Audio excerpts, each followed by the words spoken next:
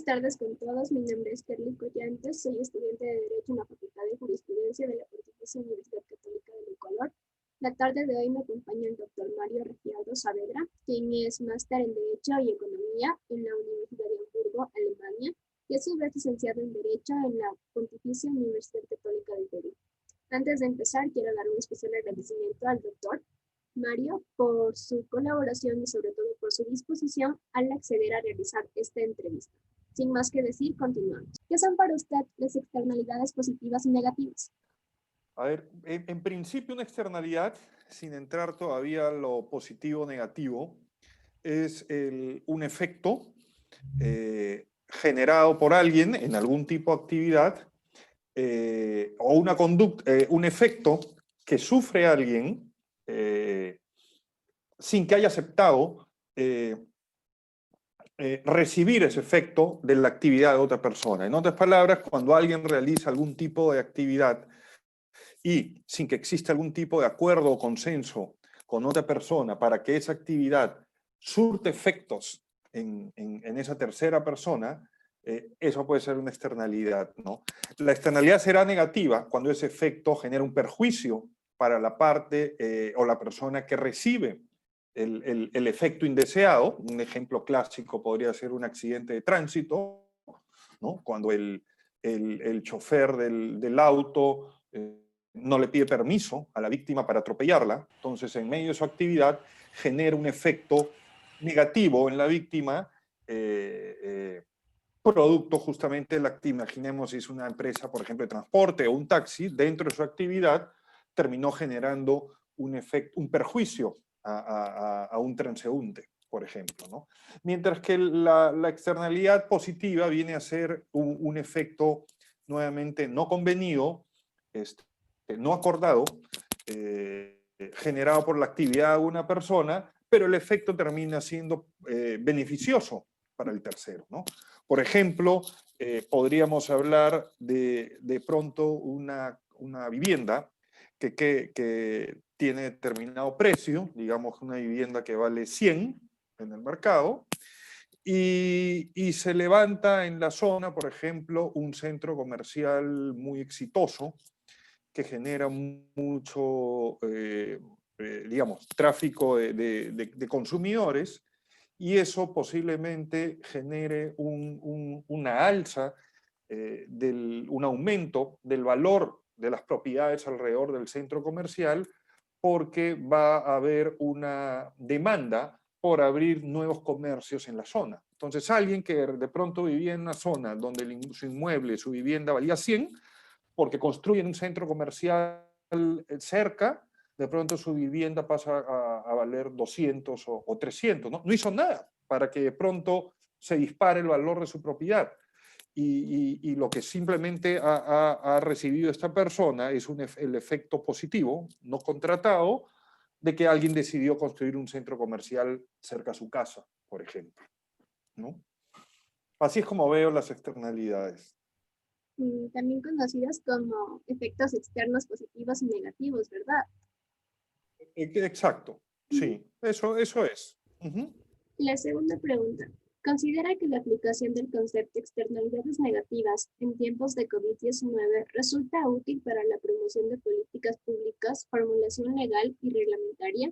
Sin duda alguna, porque cuando, por ejemplo, el Estado, un gobierno, para frenar la expansión de la pandemia, decide, por ejemplo, limitar la circulación, la movilización de las personas, o decide cerrar, por ejemplo, determinados comercios, determinadas industrias, para disminuir el número de contagios por la pandemia, lo que está generando, dentro de las cosas buenas que puede ser querer que la pandemia no se expanda, lo que puede terminar haciendo con eso es mandando, por ejemplo, a la insolvencia y eventualmente a la misma quiebra a determinados comercios o industrias que han tenido que parar de improviso, ¿no? Y eso, por ejemplo, te digo solamente en el caso peruano, eso, por ejemplo, se ha generado mucho con restaurantes, por ejemplo,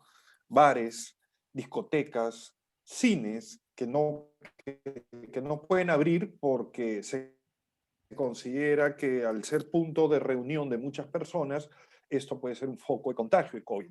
Entonces, con tal de proteger a la población, lo que esto termina siendo como un efecto secundario, y a veces no tan secundario, pero un efecto no deseado, que va con el concepto de externalidad, termina siendo, por ejemplo, generando una crisis económica, ¿no? Generando desempleo, generando una baja en la recaudación tributaria. Bueno, de más está explicar el perjuicio que significa para una empresa quebrar, ¿no? Para los accionistas que tengan que quebrar, que tengan que cerrar. Entonces, sin duda alguna, cuando se está diseñando políticas en relación a la pandemia, el COVID, es indispensable tomar en cuenta las externalidades negativas que determinadas medidas pueden generar, ¿no? Y ahí es donde si queremos hacer, digamos, saber si la medida es eficiente o no, tendríamos que hacer comparar, ¿no es cierto? Hacer un análisis costo-beneficio entre los beneficios de esa política y los costos que esa política está generando, no solo costos en términos costos directos de implementar la ley, sino hablo justamente de costos en términos de externalidades, ¿no? De los efectos negativos que van a sufrir muchas personas o empresas como consecuencia de esa política. Entonces, sin duda es indispensable tomar en cuenta las externalidades negativas que puede generar las políticas para contener el COVID. La pregunta 3. ¿Cuáles serían las externalidades positivas que han aparecido en tiempos de COVID-19 y cómo las vemos reflejadas en nuestro entorno económico? Yo diría que voy a hablar sobre todo de países en desarrollo, como podrían ser Perú y Ecuador. Creo que una externalidad positiva viene a ser que durante los meses de inmovilización social o distanciamiento social, las mismas entidades gubernamentales tuvieron que cerrar o dejar de atender al público presencialmente. Y por ejemplo, en el caso de los jueces, de las cortes, del Poder Judicial, eso, en el caso peruano, ha llevado que en muy poco tiempo, estamos hablando en no más de 3 meses, se ha impulsado y desarrollado mecanismos para poder seguir procesos judiciales de modo virtual, incluido presentar los escritos o recursos de modo virtual, tener audiencias virtuales. Eso no existía antes. Y estoy hablando de Perú. Entonces, de pronto, lo que hemos visto es que en Ecuador también. Y están llevando sus Sí, experiencias de modo virtual para evitar el contagio. claro. Claro, y posiblemente eso se haya extendido a diversas entidades públicas en general. Es decir, creo que una de las cosas, en medio de todas las terribles noticias de la pandemia, una de las cosas buenas ha sido que los ciudadanos se están viendo beneficiados con diversos servicios que el Estado, que los gobiernos han pasado a prestar de modo virtual, lo cual te reduce, por ejemplo, o sea, independiente de reducir el contagio por la misma pandemia, de la pandemia, del COVID, los beneficios pueden estar en ahorro en tiempo para las personas, ya no tienen que ir físicamente, desplazarse, eventualmente hacer colas o esperar. Lo haces desde tu casa, ¿no? A veces lo puedes hacer de tu teléfono. Y otros beneficios como puede ser, por ejemplo, la reducción de oportunidades de corrupción. Muchas veces cuando tenías que hacer las cosas personalmente, podían salir algunas situaciones que generaban algún tipo de acto de corrupción para agilizar, por ejemplo, algún tipo de procedimiento. Desde que hacemos esto en modo virtual, eliminamos muchos de los focos de corrupción menor que se daban en el trámite, por ejemplo, común para algunos ciudadanos. Entonces, ese, por ejemplo, es creo que una de las externalidades positivas de las políticas contra el COVID. Se han terminado desarrollando servicios públicos virtuales con muchos beneficios para la población. Como cuarta pregunta, es importante que en tiempos críticos como los que estamos viviendo, el Estado opte por intervenir más en los mercados con miras a tutelar los intereses de la población. esa tentación de los gobiernos sin duda existe y en algunos casos puede estar justificada, ¿no? Por ejemplo, en una situación de este tipo podrían darse algunas situaciones de abuso de la posición de dominio de algún tipo de proveedor de determinado producto que pueda restringir, por ejemplo, restringir la oferta de sus productos o tratar de sacar algún tipo de ventaja que contravenga, por ejemplo, la ley de libre competencia.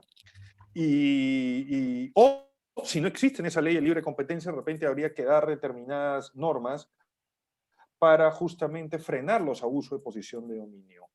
Yo sé que hay la tentación, por ejemplo, de decir que hay que controlar determinados precios, ¿no? Pero eso es bien delicado, porque una cosa es solucionar los problemas generados por el abuso de posición de dominio de algún proveedor, de alguna empresa fuerte en su market share, pero otra cosa es que de pronto digamos que como, vamos a poner de ejemplo el oxígeno, ya que es algo importante para las personas que están muy enfermas con el COVID, digamos, con enfermedad bastante complicada. Lamentablemente, y te hablo acá del caso peruano, el Estado no podía darse abasto para comprar oxígeno para los respiradores artificiales y la gente tenía que salir a buscar oxígeno a la calle, ¿no? A comprar con balones. Entonces, esto naturalmente motivó un alza del precio del oxígeno, ¿no? Y empezó incluso hasta triplicarse o cuadruplicarse el precio. Si el Estado trata de enfocar esto solamente por el lado del control del precio, lo que podríamos estar generando es incluso agravando la situación, porque el proveedor podría decir, ok, solo voy a sacar al mercado determinada cantidad reducida para dar la impresión que estoy cumpliendo con la ley, pero en un mercado negro puedo seguir comercializando el oxígeno, incluso a un mayor precio el que tenía antes, porque al irte al mercado negro, al existir mayores riesgos de sanción al proveedor que vende ilegalmente, los precios suben. Entonces, por tratar de proteger a la población, controlando el precio de determinado producto, lo que podemos terminar haciendo es la situación contraria, es decir, terminamos reduciendo de algún modo la oferta legal al precio controlado y más bien se dispara el precio del producto controlado en el mercado negro. ¿Y quiénes sufren más con eso? Los pobres, ¿no? Porque de repente alguien rico va a poder pagar, no importa a cuánto sube el oxígeno, porque no va a querer, por ejemplo, que se complique la vida o muera alguno de sus seres queridos. Pero los pobres, justamente por intentar protegerlos controlando el precio, posiblemente solo saquen al mercado una pequeña cantidad de productos para dar la apariencia que están funcionando correctamente, pero por lo bajo lo están vendiendo libremente a precios altísimos. Entonces, quieres proteger de repente a la mayoría y la terminas perjudicando. Entonces, tendríamos que hablar de cada situación concreta, en realidad, porque podrán darse situaciones en las cuales el Estado necesita intervenir más, pero hay que hacerlo con mucho cuidado, justamente para no generar externalidades negativas con esa política. La quinta pregunta. ¿Cree usted que al momento en que se produce una externalidad positiva, sus efectos beneficiosos se concentran específicamente en un grupo determinado de personas o tienen carácter difuso? ¿Me habla de los positivos? Sí, sí. Sí. A ver, pueden ser las dos cosas, ¿no? Y pueden coexistir las dos cosas. Tendríamos que entrar a analizar determinada situación concreta, ¿no? Hablemos, por ejemplo, de la educación, del momento que cierran los colegios, la educación, sea pública o privada, ha pasado también a ser virtual. Y en el caso de la educación pública virtual, claro, podría sonar más simple no salir de casa, que los niños se queden frente Pantalla. a una tablet, a una pantalla, y tener las clases de ahí, pero esto puede no necesariamente ser beneficioso para Los estudiantes. estudiantes pobres que no tengan de repente hay una sola laptop en la casa y es la que necesitan los padres justamente para trabajar. O de repente hay un solo smartphone en la casa. Muchos Y niños se entonces, quedan sin estudiar incluso porque no cuentan con tecnología ni mucho menos con acceso a internet. Entonces, yo podría exacto, decir que no es algo beneficioso como tal. E incluso para los que contamos con internet, podría decir que el aprendizaje no es el mismo. Hay no, varios. exacto, exacto. Yo como profesor, yo tengo la impresión que no, que los alumnos no están aprovechando las clases como era de modo presencial.